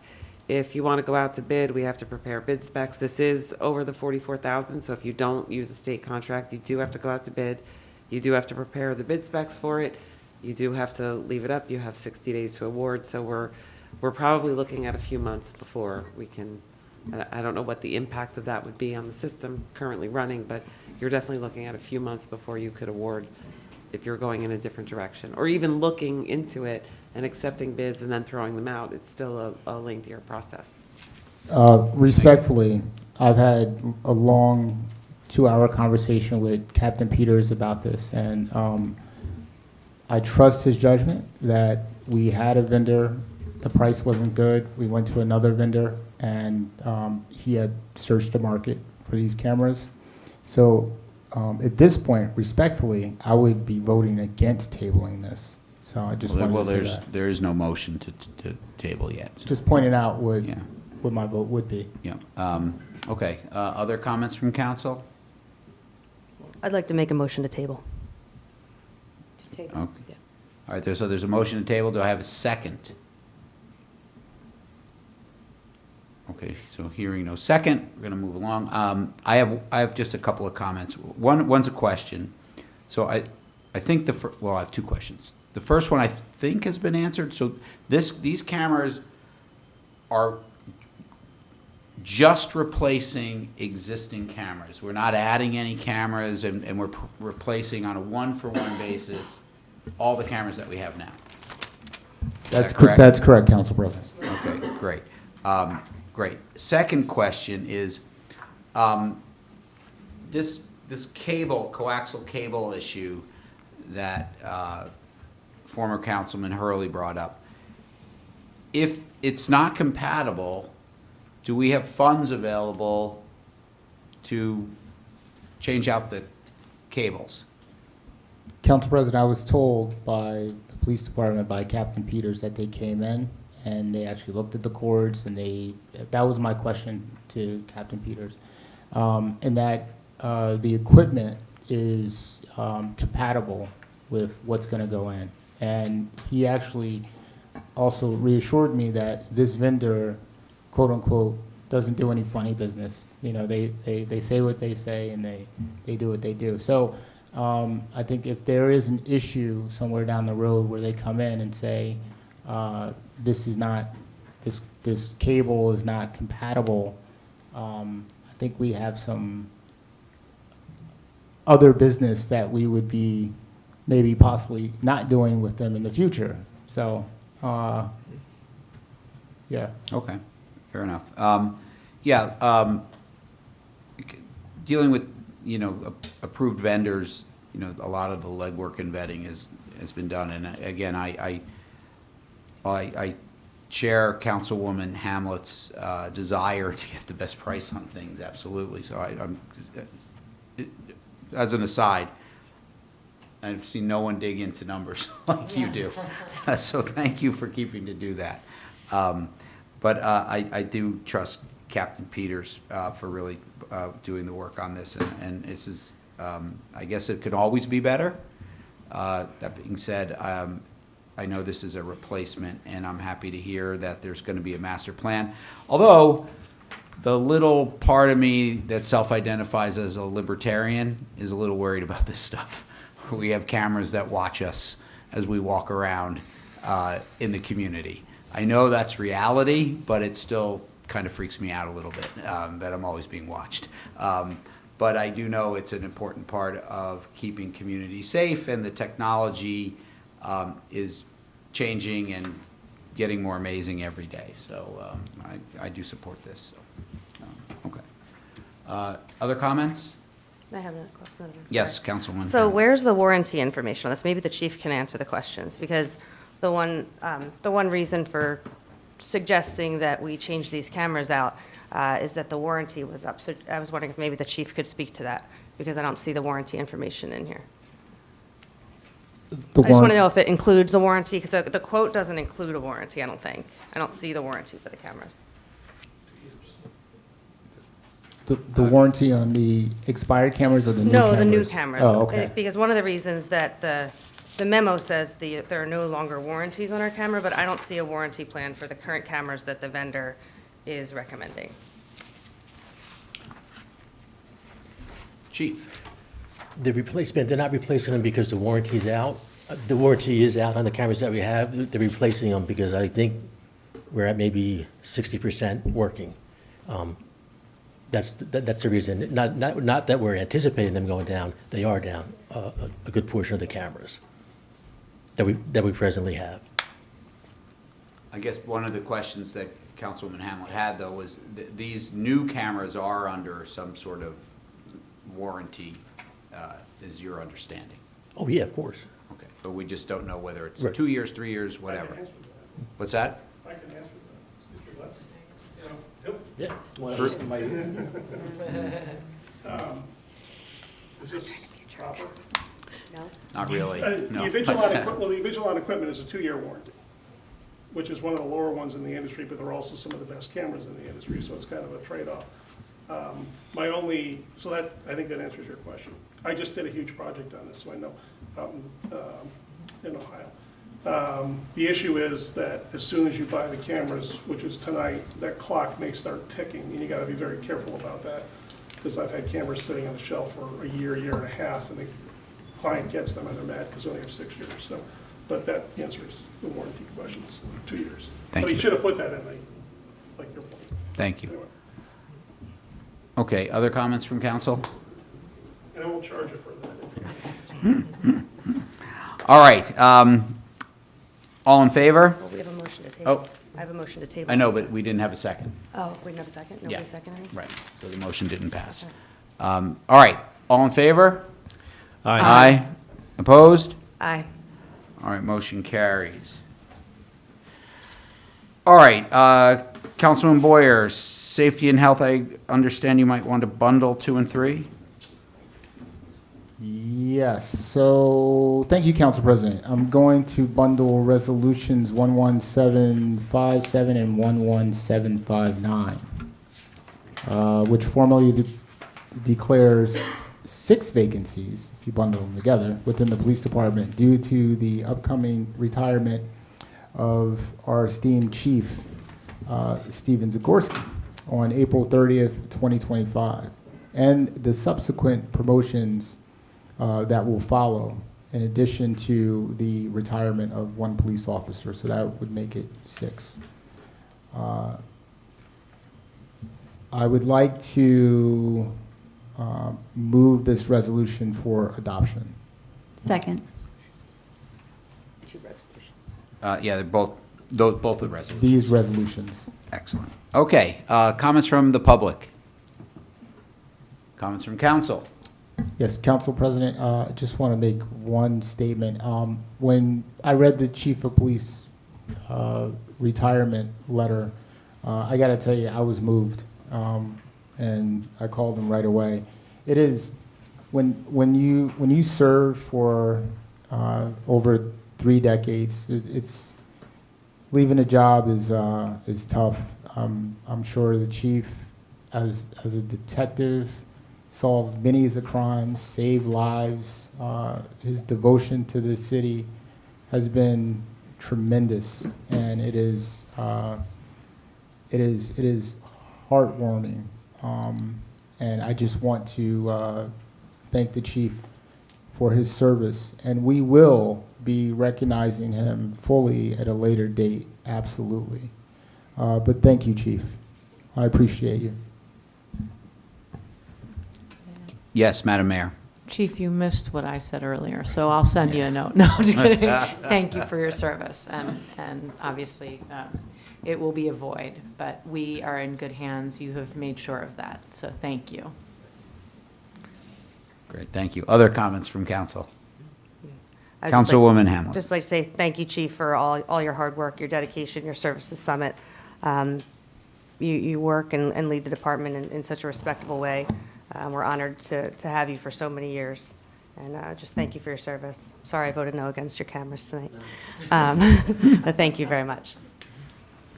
Other comments from council? I would just say ditto to that. I know we're going to have a larger retrospect of your career and all your service to Summit, Chief, but I know on today we're announcing it, and I want to say thank you as well for everything you've done for our community. Okay. All right. All in favor? Aye. Opposed? Motion carries. All right. Safety and health number 4, Councilman Boyer. Thank you, Council President. I move to adopt resolution ID number 11758, which authorizes the appointment and promotion of Detective Kathleen Majuli to the rank of Sergeant, effective February 20th, 2025. This resolution, Detective Majuli sorry, Council President, I got my notes. We bundled things up here. Detective Majuli has demonstrated the necessary qualifications, skills, and experience to effectively assume the responsibilities of the position. Her promotion will ensure that the department maintains its current staffing levels within the rank of sergeant. The rationale for this adoption, promoting Detective Majuli ensures that the police department maintains adequate supervision and leadership within its ranks. I want to be clear about this. This is a merit-based promotion. Detective Majuli has undergone rigorous testing, evaluation, and has proven her performance and experience. And I have to say, I've interviewed for my in corporate and even in the city, I've interviewed, dozens of people. And during Detective Majuli's interview, she blew me away. She is the most qualified for this role that personally I've ever seen. I am actually honored to be reading this, and I'm honored to be a council member to promote the first female that will be the highest ranking police officer in Summit's history. And that is an honor to be reading this. So with enthusiasm and respect for Detective Majuli, I move this for a final adoption. Second. Comments from the public? Comments from council? Yes, please, Madam Mayor. Thank you. I am also very honored to be a part of this. I'm excited to swear Kathy in, Officer Majuli in tomorrow at 4 p.m. That is the schedule. We weren't allowed to talk about that until, as long as everybody approves of this. Guess I'm jumping the gun. Sorry, Rosie. But 4 o'clock tomorrow, as long as everyone approves, we will be swearing Kathy in as the most senior ranking female in the history of the Summit Police Department. So that feels really great for our city. Thank you. really does. Thank you. Other comments? Yes. Yes, Councilman Smallwood. Thank you, Council President. Yeah, I've known Kathy for a very long time, working on the PAL, and not only does she do her paid job as an officer extremely well, but she also came to all of our PAL meetings every month, and which is not paid time. That's all her volunteer time. And I don't know if I should share this information or not, but one of the most important jobs that she did on the PAL was she was the Easter Bunny. I was going to say that. And, there are pictures. Right? So I hope she'll still I don't know if she still is. I haven't been on the PA. She was awesome. So I hope yeah. So Kathy, I hope that you'll be able to choose your successor and as the PAL bunny for that group. And I wanted to thank you very much for all of your volunteerism that you've done for the PAL and support. And I look forward to being at your confirmation, swearing in for tomorrow. Right. Thank you, Councilman Smallwood. Other comments? All right, hearing none. All in favor? Aye. Opposed? Motion carries. All right, moving along to capital projects and community services. Resolution number 1, Councilwoman Hamlet. Thank you, Council President. This is Resolution 11708. Whereas the Director of the Department of Community Services advises the Kent Place School has expressed the desire to have the city install a rapid rectangular flashing beacon at the existing mid-block crosswalk at Norwood Avenue that connects, I think we have Oak Nolan here, but that might be a Scribner's error. We've already corrected it. Okay. That connects Kent Place School parking lot as well as the intersection of Norwood and Sherman. These flashing beacons do not currently exist at these locations. And I would like to move this resolution Second. for approval. I hear comments from the public. Comments from council? Just one comment. Yes, please, Councilman Boyer. These rapid rectangular flashing beacons will be donated by the Kent Place School, correct? Yes. Yes. Thank Yep. you. Sorry, I should have Just wanna mentioned point that out. Yes. So that is a great thing. Yes. Absolutely. Other comments from? Just wanted to, one question. Are these going to be installed in the new crosswalk that we just approved today? That's what my understanding is, right? Yep. Okay, so that's great. Wow, the city's efficient. You approve it, and then we get the beacons in, which is awesome. So couldn't have worked out better. That's great. I was actually thinking why we didn't bundle it. Yeah.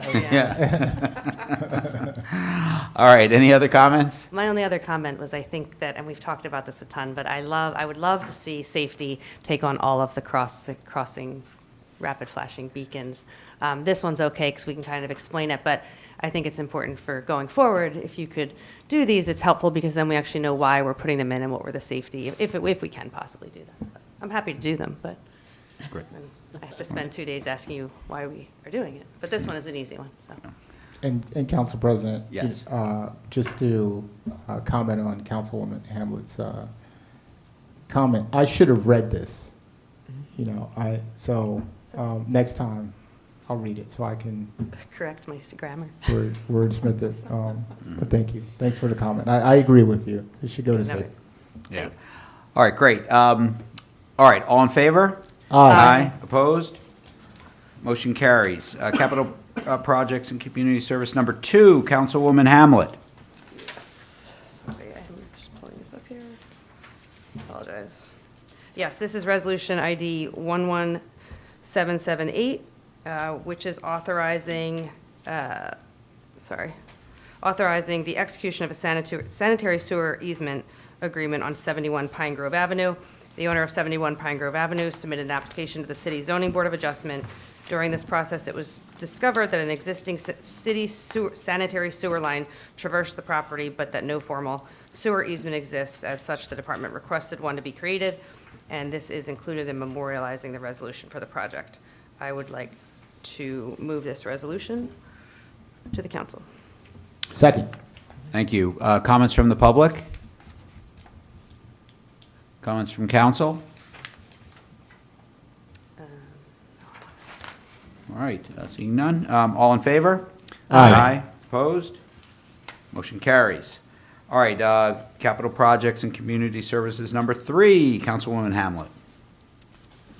Yes, sorry, I had a question in my mind, but I'm just going to move ahead. So Aaron doesn't kill me. This is ID 11774, authorizing the state contract purchase of Spatial Data Logic SDL through Dell Marketing and the purchase price of $54,900.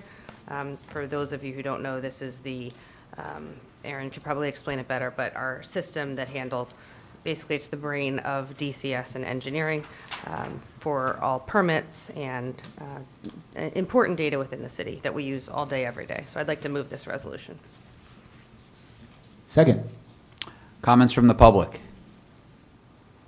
Comments from council?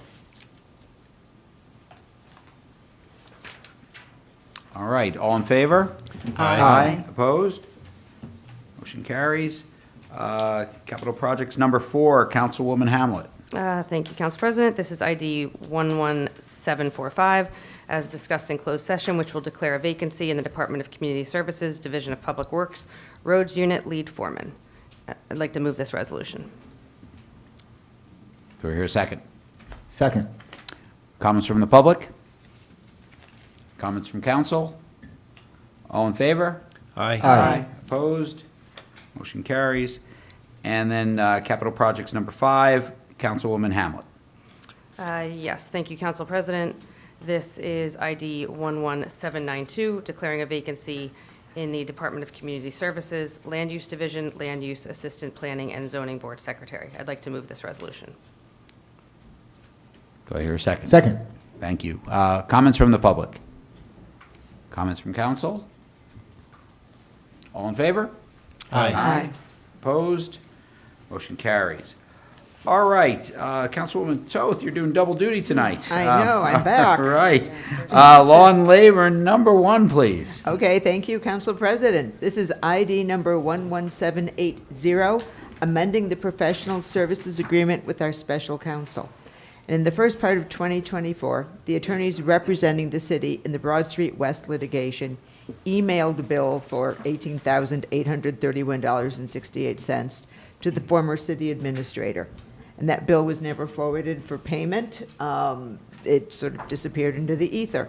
The law firm only followed up on it this year. And we owe the money, and therefore we need to amend the agreement. So I move to adopt this resolution. Second. Oh, sorry. All right, comments from the public? Comments from council? So, Councilwoman Hamlet. So, Councilwoman Toth, so this is changing the not to exceed, but it was an old bill, is that? Right. Okay. It was an old bill that was never paid. So that, because that's what I was wondering. So that's why we have to change his not to exceed for this year? Correct. Well, it's for last year. For last We're year. still Okay. fixing 2024. Okay, if we could just get, maybe during budget season, just a total cost of, I guess, the litigation costs. It doesn't have to be now, but just curious. We don't have to do it now, but at some point when you catch up your breath, Tammy, it's not urgent. Yes. No, next week is fine. Yeah, no need. But thank you for explaining that. Yeah. Well, it just got $18,000 more expensive, so. Yeah. Any other comments from council? All right, all in favor? Aye. Opposed? Motion carries. All right, Law and Labor number 2, Councilwoman Toth. Okay, thank you, Council President. This is ID number 11154. Per the closed session discussion, this resolution, confirms the mayor's appointment of a municipal court judge, and I will let the mayor take it from here. Thank you, Councilwoman Toth. So Judge John DeMasi has been our municipal court judge for several terms. It's a 3-year appointment, and I am going to, I recommend that we reappoint Judge DeMasi. Okay, and thank you, Mayor. I move to adopt this resolution. Second. Comments from the public? Comments from council? Just one comment, just, I think you said this is a reappointment, so this is how many years? 3 years. So the appointment's for 3, and Judge DeMasi served as our municipal judge since when? I can't remember. I think this might be his 4th 3-year term. So the Rosie, last- do you recall? It's either his 3rd or his 4th. I think it's his third. His 3rd. Okay. So he's been municipal judge for the last 6 years. That's correct. Good, okay, thank you. Other comments? All right, all in favor? Aye. Opposed? Motion carries. All right, we are now at the consent agenda portion of our meeting. Do I have a motion to approve the consent agenda as presented? So moved. Do I hear a second? Second. All right, do I have any member of the public who wishes to comment on the consent agenda? Any comments from council? Council President, just one comment. This bill here for the shared dispatch center, this 1 million, 1.4, I'll round off. I just want to let the public know that the Safety Committee is working hard on finding a solution to our dispatch for the future. So I know this seems like a high dollar amount, but I think that we are all have a, it's a promising future that we can get this number down big time. So we're working on that, our fire department, our police department, and our business administrator, and even with, combined with the city of Millburn, we're all looking at it to reduce this cost. Thank you. Other comments from council? All right, all in favor?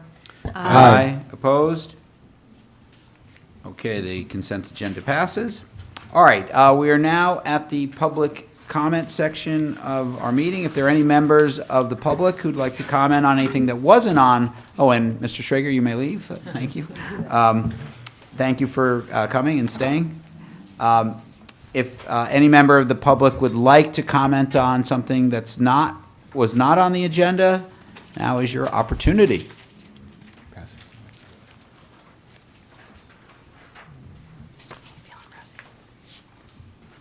Okay, I'm going to close the public comment section of our hearing.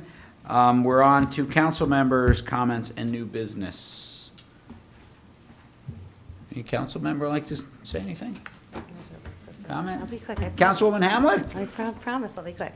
I just wanted to update the community. We have a meeting with Bristol Myers Squibb on Friday with the mayor. I think Councilmember Camilson may be attending as well. We've been hearing some complaints recently from the residents around Bristol Myers Squibb. So I've been speaking with them for the last few weeks. Some of the issues down there are a humming from the air conditioning systems, and there's also been some complaints about the backup noise alarms in snowplows. So there's been a bunch of residents who've been looking into OSHA-compliant broadband noise level for backup alarms, which I think is interesting. I've been working with the DEP Noise Control Council to get further guidance on not only that issue, but bedrock drilling up near Oak Ridge, and they've been really, really helpful. Spoke with Michelle Fiesel, who's on the Noise Council, and we've even been discussing the gun range. So we've been hearing a lot of residents complaining about those, and I've found the Noise Council to be really valuable. And never really thought I'd be into a Noise Council, but they're some of my new favorite people. So I'm looking forward to reporting back to the community.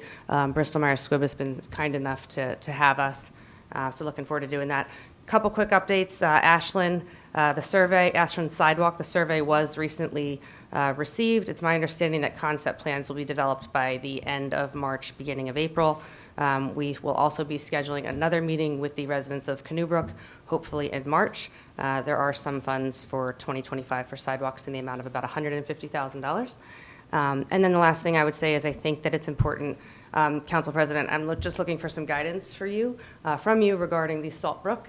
I think that having a conversation as a line item in the budget is not the best way to handle. I think we should put it on the council's agenda. I've had it in committee, still a little stuck on what to do, and I think it's important enough topic in the community, and I'd like to hear what my colleagues, how they would like to address it outside of the budget. So I was just looking for guidance from you on that. As you know, we've engaged with the lobbyists in DC. We've received a proposal to have them advocate for us and New Providence and Berkeley Heights, or we can also, potentially, but this issue stems all the way up from Memorial Field. I've been in those residents' homes, and I think that taking up Director Schrager's time on this is probably which is too much to handle. So I'm just looking for some guidance on how we can talk about it as colleagues up here. Okay, well, let's talk and we can Yeah. brainstorm. Okay, thank you.